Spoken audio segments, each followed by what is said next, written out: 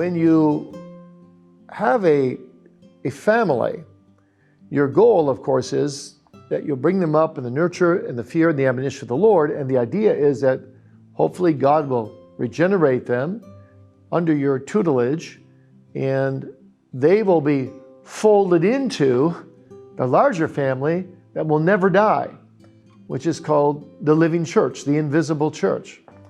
And so the goal post-fall for a family is not to be a be-all and end-all in itself, because our earthly families now, because of sin, will die.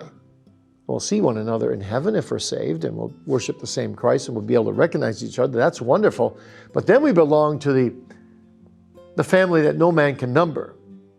And so my passion with my children must be that they belong to that family that will never die. And so the church is very valuable. It's the blood-bought bride of Christ. I can illustrate that with one example that happened to me. My brother was 19 and I was 16 when he got engaged, and I thought he got engaged too early. And so I was kind of murmuring a little bit, like a younger brother might be prone to do, to him, and actually dared to present some kind of veiled criticism about his bride.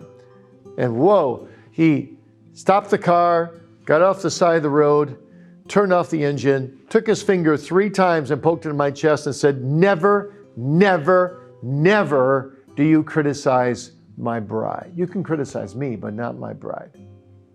She is very special." Well, I got the lesson. I mean, I never did it again. But some people think they can just glibly criticize the church, the bride of Christ. And my brother didn't die for his woman. He didn't shed blood for her. And Jesus gave everything, absolutely, to win his bride. So we got to be careful how we speak about his bride.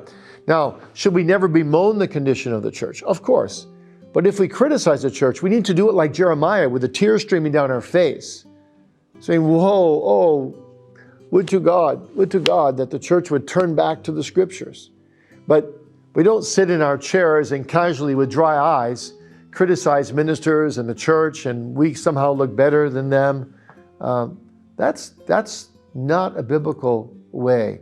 So I think we need to understand these things, that the church and the family are both very important. But post-fall, the church has this very exalted place in the minds of the triune God.